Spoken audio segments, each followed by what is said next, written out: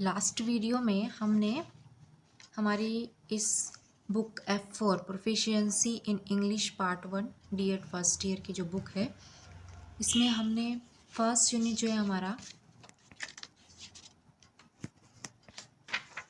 Nature of English language, उसका कुछ topic हमने पढ़े थे, जिसमें लास्ट टॉपिक था हमारा नॉर्म चॉम्स्की के बारे में, जिसने डेफिनेशन बताई थी लैंग्वेज की। आगे अब हम पढ़ेंगे nature of language. Nature of language, देखिए यहाँ क्या दिया गया है। Language has a specific nature. ज़बान का क्या है, एक मखसूस नेचर, एक मखसूस फितरत होती है एक ज़बान की। It covers a large area of human communication. ये क्या कवर करता है, एक लार्ज एरिया, एक बड़ा एरिया, एक रकबा किसका, ह्यूमन कम्युनिकेशन यानी इंसानी राब्ते का, कम्युनिकेशन एक दूसरे से राब्ता कायम करने का। तो लैंग्वेज के ज़रिए हम बहुत बड़ा एरिया कवर कर सकते हैं इंसान के एक दूसरे के राब्ता कायम करने के लिए। आप भी बताइए, जब हम किसी से राब्ता कायम करना चाहते हैं तो क्या करते हैं, हम उससे बातचीत करते हैं। बातचीत किस तरह कर पाते हैं, ज़बान के ज़रिए। वैसे ही इसी तरह से हम इंसानी रकबे का एक बहुत बड़ा एरिया कवर कर सकते हैं ज़बान के ज़रिए। Wherever there is man, there is language। देखिए, जहाँ जहाँ इंसान होगा वहाँ वहाँ ज़बान होगी। क्यों? क्योंकि इंसान को राब्ता कायम करने की ज़रूरत पड़ती है और उस ज़रूरत के लिए वो ज़बान का इस्तेमाल करता है। In this way, we can say that language is social in nature। इसी तरह से हम कह सकते हैं कि ज़बान क्या है, सोशल है, समाजी है, फितरत में। क्यों? क्योंकि उसके थ्रू समाज में मदद मिल रही है, समाज एक दूसरे से राब्ता कायम कर पा रहा है, इसीलिए ज़बान क्या है, समाजी।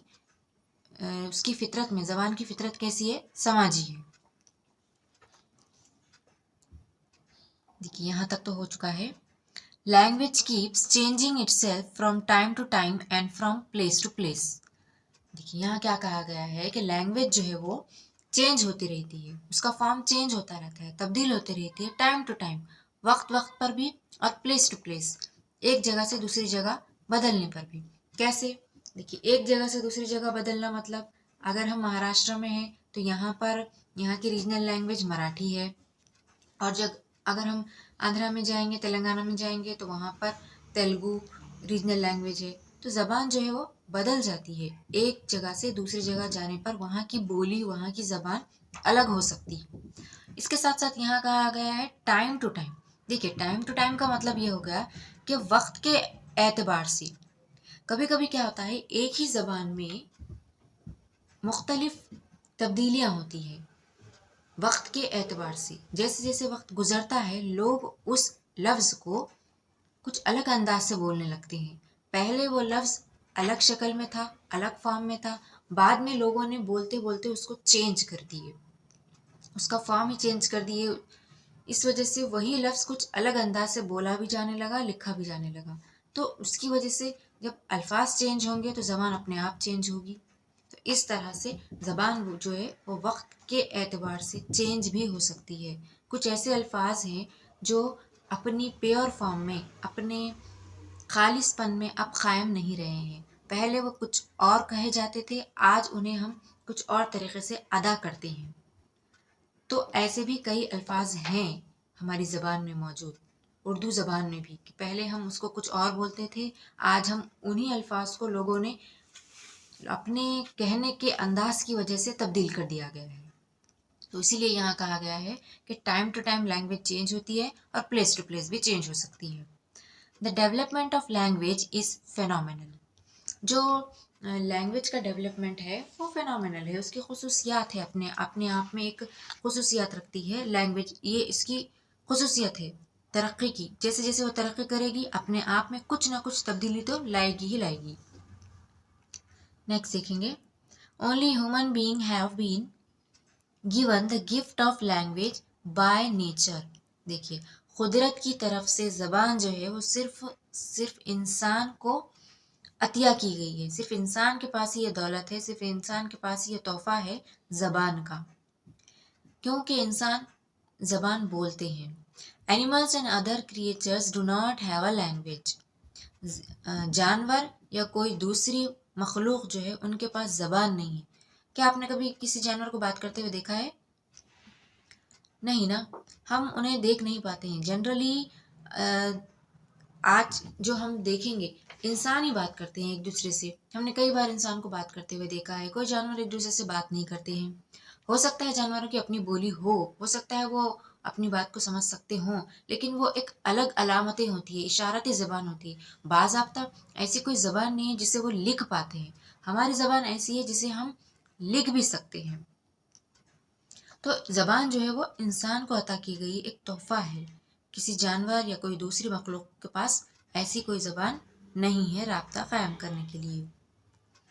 Language is a distinguishing factor between man and animals. देखिए, ज़बान जो है वो एक यही एक चीज़ है जो फ़र्क ज़ाहिर करती है इंसान और जानवरों में। बहुत बड़ा फ़र्क है। इंसान ज़बान रखता है, उसके पास एक ज़बान है। ज़बान का मतलब ये नहीं कि मैं एक फ़िज़िकली जो हमारी ज़बान होती है उसकी बात कर रही हूँ। मैं ज़बान मतलब ऐसी चीज़ जिसके ज़रिए हम एक दूसरे से राब्ता कायम कर सकते हैं, एक दूसरे को अपने ख़यालात का इज़हार कर सकते हैं। हम अपने ख़याल इज़हार कर सकते हैं और दूसरे की भी ख़यालात को समझ सकते हैं। इसे कहते हैं हम ज़बान या अल्फ़ाज़ का मजमूआ। तो यही एक इंसान और जानवर में बहुत बड़ा फ़र्क है। फैक्टर है, देखिए उनसर है कहा गया है। ऐसा फ़र्क, यही उनसर जो है इंसान और जानवरों में फ़र्क बताता है। अगला पॉइंट देखेंगे हम, language is related to human culture. ज़बान क्या है? इंसानी कल्चर, इंसानी तहजीब से ताल्लुक़ रखती है। All cultural activities have essence of language somewhere. तमाम तहजीबी सरगर्मियाँ जो होती है, तमाम तहजीबी सरगर्मियों में ज़बान का एक अपना एसेंस, अपना असर शामिल होता है। हर जगह, हर जगह जहाँ भी जैसे जैसे जगह तब्दील होगी, वहाँ की जो तहजीब होगी, उस तहजीब में उस ज़बान का भी, वहाँ पर ज़बान का भी असर होगा। Linguistic creativity gets reflected in literature. देखिए, लिंग्विस्टिक क्रिएटिविटी, जो ज़बान की जो लिसानी तख्लीक़ात है, जो तख्लीक़ियत है, वो उसका अक्स नज़र आता है लिटरेचर में, अदब में। जहाँ का जैसा अदब होगा, देखिए हर जगह का एक अपना अदब होता है। जैसे हम देखते हैं कि बहुत कई साल पहले हमारे पास फ़ारसी ज़बान बोली जाती थी। तो फ़ारसी कहाँ से आई थी हमारे पास? ईरान से, इराक से, उन मुल्कों से हमारे यहाँ पर फ़ारसी ज़बान आई थी। तो वहाँ का जो कल्चर है, वो कल्चर भी वो ज़बान लेकर आई थी। और लिटरेचर का मतलब होता है अदब।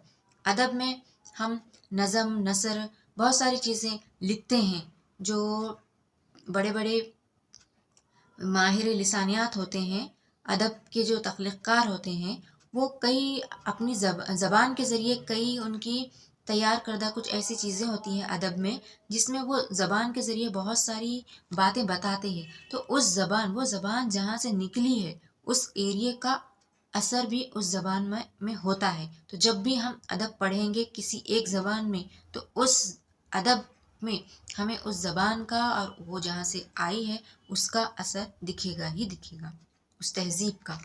Which is an expressive force of socio cultural happening. देखिए, ये क्या है? एक्सप्रेसिव फोर्स, ज़ाहिरी दबाव है, ऑफ सोशियो कल्चरल हैपनिंग, यानी कि तहज़ीब में, समाजी तहज़ीब की खुशियों को ज़ाहिर करने का एक ज़रिया है ज़बान। Therefore, we can conclude that language has various aspects of social and cultural nature and kind. इसीलिए हम कह सकते हैं कि ज़बान अपने आप में किन बातों को शामिल करती है? Various aspects of social and cultural nature and kind. बहुत सारे समाजी, तहजीबी नेचर है, फितरत है ज़बान में, और बहुत सारी अक़साम भी इसमें शामिल हैं। अब नेक्स्ट टॉपिक है हमारा linguistic principles of language. Linguistic principle का मतलब है ज़बान के उसूल। ज़बान के क्या उसूल हैं, पढ़ेंगे अब। We need to keep in mind that language is a science. देखिए, हमें हमारे जहन में हर बात, इस बात का ध्यान रखना चाहिए कि ज़बान क्या है? एक साइंस है। And like every other science, और उन तमाम साइंस की तरह है। देखिए साइंस में क्या होता है, हर बात की एक वजह होती है। उसको साइंस में हम तजुर्बात करते हैं, मुशाहिदात करते हैं, कोई भी चीज़ को तोड़ मरोड़ कर देखते हैं। क्यों? उसकी वजह जानने के लिए कि कोई चीज़ क्यों है, कहाँ से आई, कहाँ जाने वाली है, कब तक है, कैसी है, उसका नेचर कैसा है, ये सारी जानकारी हासिल करने के लिए हम उसकी अज्जा तरकीबें कर देते हैं। तो ये साइंस कहलाता है। तो वैसे ही साइंस ज़बान में भी क्या है, कई अज्जा मौजूद हैं। कैसे? ज़बान जब हम बोलते हैं कई अल्फाज शामिल होते हैं उसमें, और कोई जुमला बोलने के लिए जब कोई जुमला तब मुकम्मल हो पाता है जब उसमें मुख्तलिफ अज्जा तरतीब लगाए गए हों। जैसे फ़ेल, मफ़ूल, फ़ाइल, इन सब की एक तरतीब होती है। कौन पहले आना चाहिए, कौन बाद में आना चाहिए, कौन पहले आना चाहिए, कौन बाद में आना चाहिए। तो इस तरह से ये अज्जा हो गए हैं, जैसे साइंस में अज्जा होते हैं वैसे ही, इसीलिए इसी को यहाँ पर साइंस कहा गया है। यहाँ पर ज़बान को इसी वजह से साइंस कहा गया है। It also has more principles which are called linguistic principles. देखिए यहाँ पर कुछ और भी उसूल है ज़बान में, जिसे हम ज़बान के उसूल कहते हैं। जानेंगे कि वो उसूल क्या है, कौन से हैं। देखिए आपकी बुक के नेक्स्ट पेज में, पेज नंबर 10 पर दिया गया है,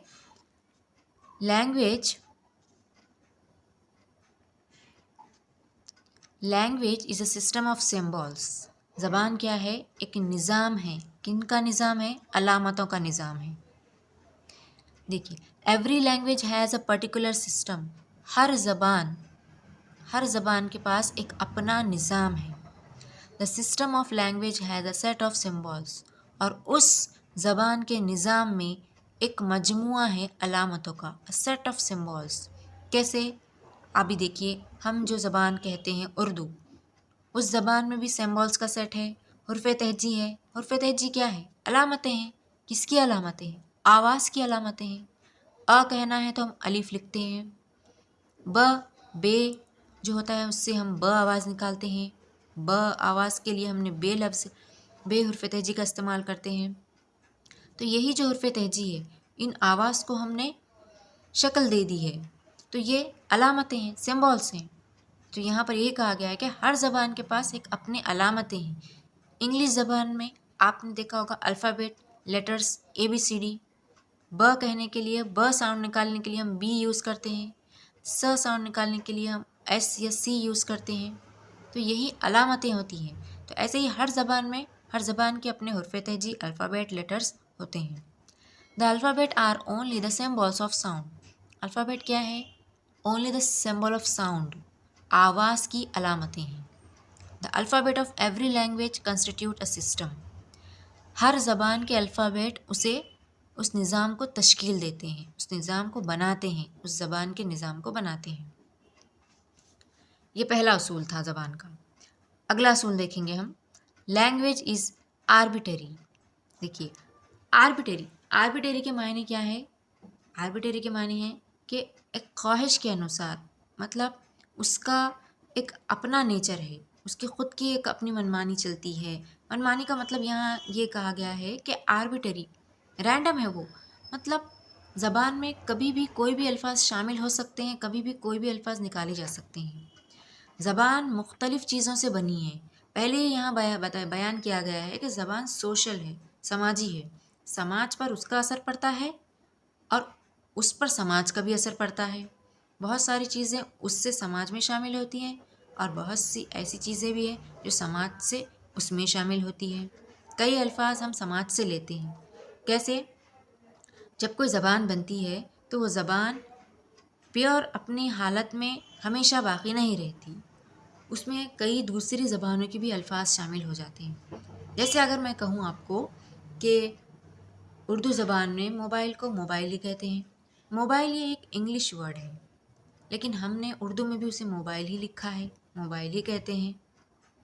तो यही होता है, इसी के मीनिंग है आर्बिटरी, मतलब जब जैसे चाहे वैसे हम किसी और ज़बान से भी अल्फाज लेकर अपने ज़बान में शामिल कर देते हैं। वो रैंडम होती है, किसी के भी लिए कभी भी किसी भी चीज़ को अपनाने के लिए वो तैयार होती है।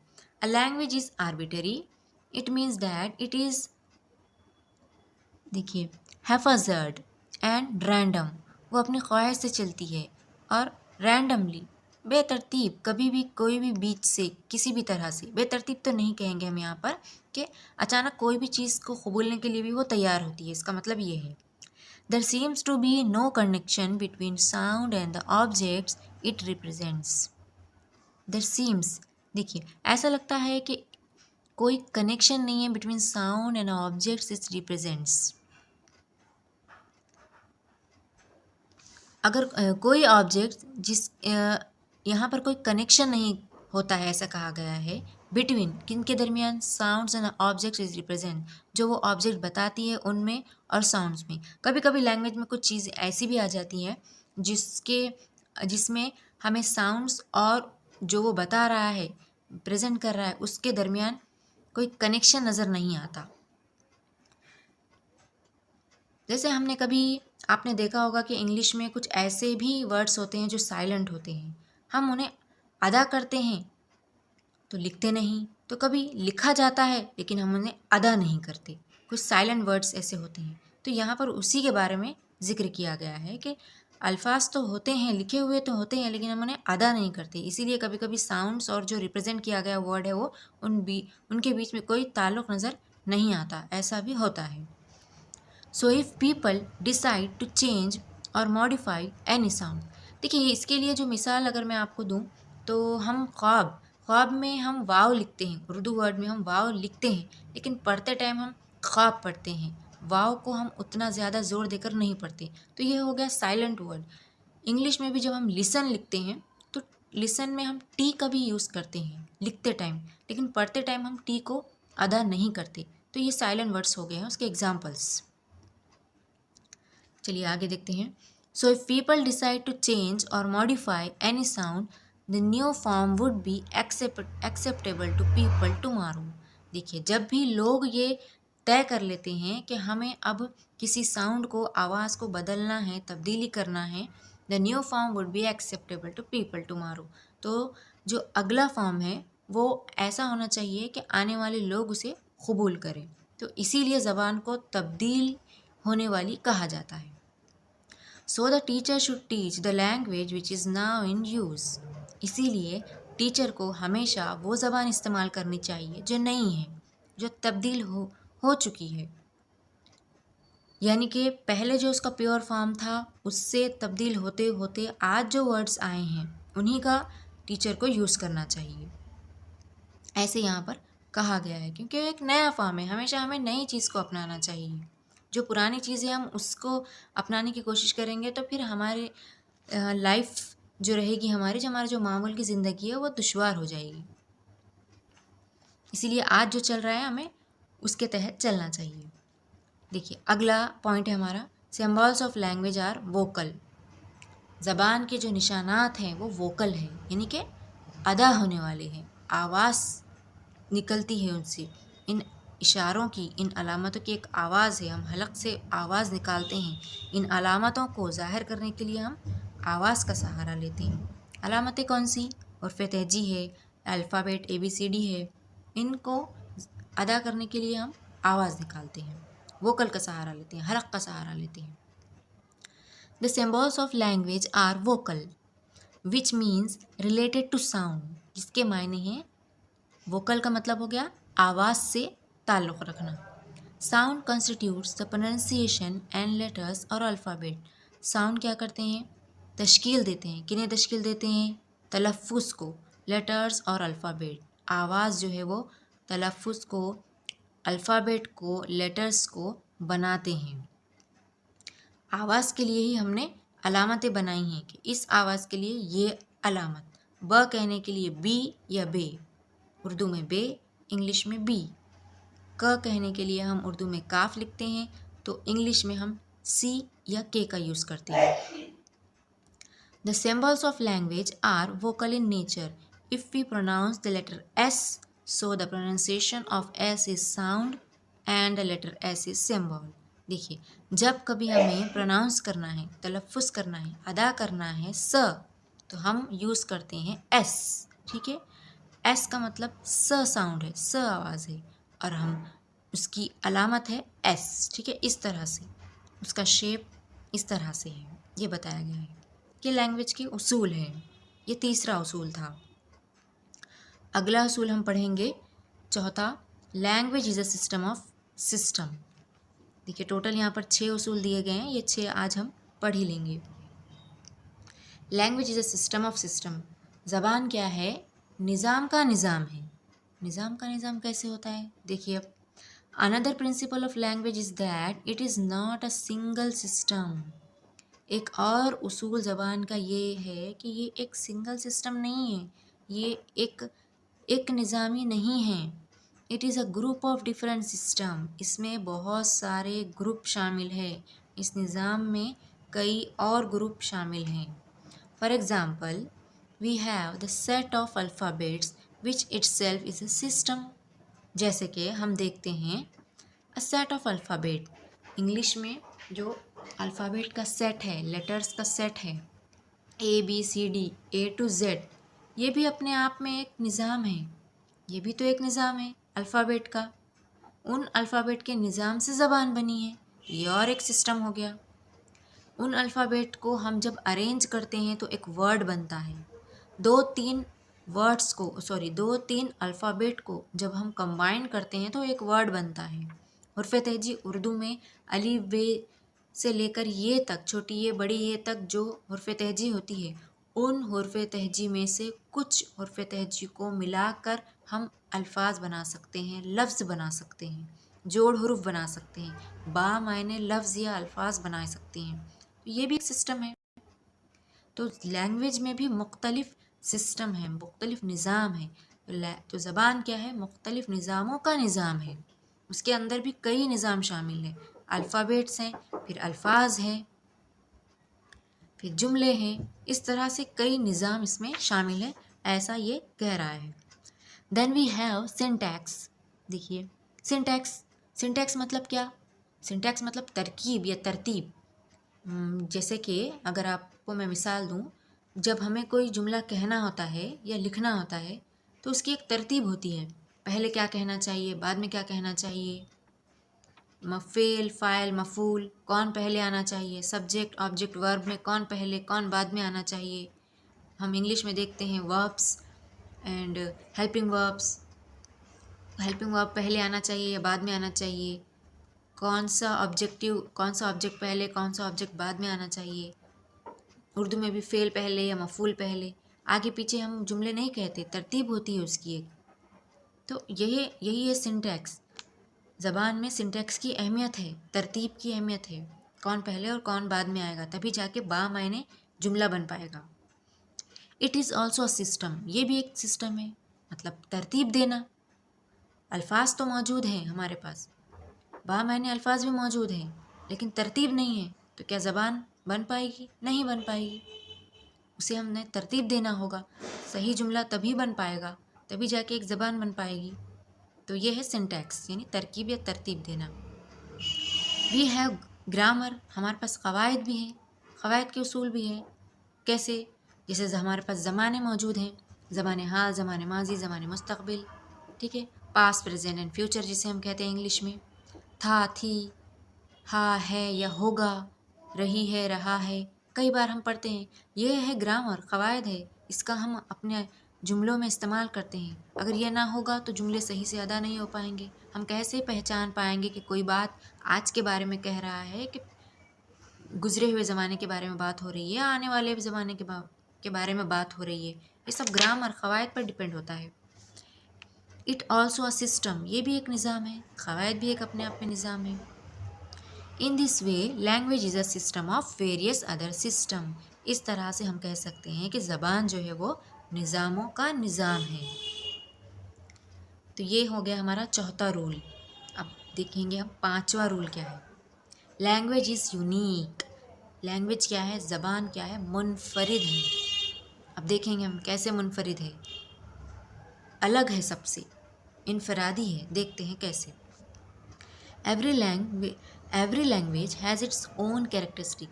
हर ज़बान की एक अपनी खसूसियात होती है। क्या होती है? One language can not be said to be like the other language. एक ज़बान दूसरी लैंग्वेज की तरह सेम टू सेम है ऐसे हम नहीं कह सकते। हर ज़बान दूसरी ज़बान से अलग होती है, उसका नेचर अलग है। For instance English is not like Urdu. देखिए, जैसे हम कह सकते हैं इंग्लिश उर्दू की तरह नहीं है, बिल्कुल नहीं है, क्योंकि इंग्लिश का रस्मुल ख़त अलग है, उर्दू का रस्मुल ख़त अलग है। लिखावट इंग्लिश की अलग है, उर्दू की अलग है। उर्दू के हुर्फ़ तहजी अलग है, इंग्लिश के हुर्फ़ तहजी अलग है। उर्दू में जिन अल्फाज को, जिन आवाज़ों को जो हम ज़ाहिर करने की अलामतें इस्तेमाल करते हैं, इंग्लिश में वही आवाज़ों को इस्तेमाल करने की अलामतें अलग हैं। आवाज़ तो सेम है लेकिन अलामतें अलग हैं। उसके साथ साथ उर्दू को हम दाएं हाथ की तरफ से लिखते हैं, सीधे हाथ की तरफ से लिखते हैं, जबकि इंग्लिश हम लेफ़्ट हैंड से लिखते हैं। तो मुख्तलिफ लैंग्वेज में एक दूसरे में फ़र्क पाया जाता है। Marathi and Tamil language have no same pattern. Marathi और तमिल में भी एक जैसे रस्मुल ख़त नहीं है। तमिल अलग लिखी जाती है, मराठी अलग लिखी जाती है। Although some languages may have some similarity either in their scripts or lexicon। देखिए, कुछ ज़बानें ऐसी भी हैं जो एक जैसी हैं, जिनमें कुछ एक जैसापन है। कई ज़बानें ऐसी हैं जो उर्दू की तरह लिखी जाती है, कई ज़बानें ऐसी हैं जो मराठी की तरह लिखी जाती हैं, कई ज़बानें ऐसी भी हैं जो इंग्लिश की तरह लिखी जाती हैं। कुछ ऐसी ज़बानें हैं जो दाएं तरफ से लिखी जाती है, कुछ ऐसी ज़बानें हैं जो बाएं तरफ से लिखी जाती हैं, और कुछ तो ऐसी भी ज़बानें हैं जो ऊपर से नीचे की तरफ लिखी जाती हैं। तो उनका लिखने का तरीक़ा, उनमें इस्तेमाल की गई अलामतें एक जैसी भी हो सकती है और नहीं भी हो सकती है। फ़र्क भी हो सकता है और यकसानियत भी पाई जा सकती है। देखिए, लेक्सिकॉन, यहाँ कहा गया लेक्सिकॉन और स्क्रिप्ट्स यानी रस्मुल ख़त, और लेक्सिकॉन मतलब लुग़त, अल्फाज, मायने एक जैसे भी हो सकते हैं। कुछ अलामतें एक जैसी आवाज़ निकालने के लिए भी इस्तेमाल की जा सकती हैं जिनके मायने एक हों, और स्क्रिप्ट रस्मुल ख़त भी एक जैसा हो सकता है कुछ ज़बानों का। They stands unique in their approach and individuality. यही चीज़ है जो ज़बान को एक दूसरे से मुख्तलिफ, मुनफरिद या एक जैसे, एक दूसरे को यकसां बता सकती है। इनफरादी भी कर सकती है उसे, एक जैसा भी बता सकती है उसे। ये था ज़बान का 5वां उसूल। अब ज़बान का 6ठा उसूल जो लास्ट है, आज के वीडियो का शायद ये लास्ट टॉपिक रहेगा हमारा। इसके बाद बाकी का जो अगले जो टॉपिक है वो बाद में पढ़ेंगे। 6ठा रूल है लैंग्वेज इज़ फॉर कम्युनिकेशन। ज़बान जो है वो राब्ता कायम करने के लिए होती है। The main purpose of every language is communication. ज़बान का जो मेन पर्पज़ है, जो असल मकसद होता है, वो है राब्ता कायम करना, कम्युनिकेट करना, एक दूसरे से गुफ्तगू करना। By every means a language is meant for communication. हर तरह से ज़बान के मायने हैं एक दूसरे से राब्ता कायम करने का ज़रिया। जब भी हमें एक दूसरे से राब्ता कायम करना होता है, हम ज़बान का इस्तेमाल करते हैं, चाहे वो बोल कर हो, अदा करके हो, ज़ाहिर करके हो, या चाहे वो लिख कर हो, चाहे वो इशारों की ज़बान में हो, या चाहे वो आवाज़ की शक्ल में हो, या चाहे वो लिखावट की शक्ल में हो। हर तरह से हम ज़बान का इस्तेमाल एक दूसरे से राब्ता कायम करने के लिए ही करते हैं। ये था ज़बान का 6ठा उसूल। तो आज के लिए इतना ही। बाकी के टॉपिक हम बाद में पढ़ेंगे।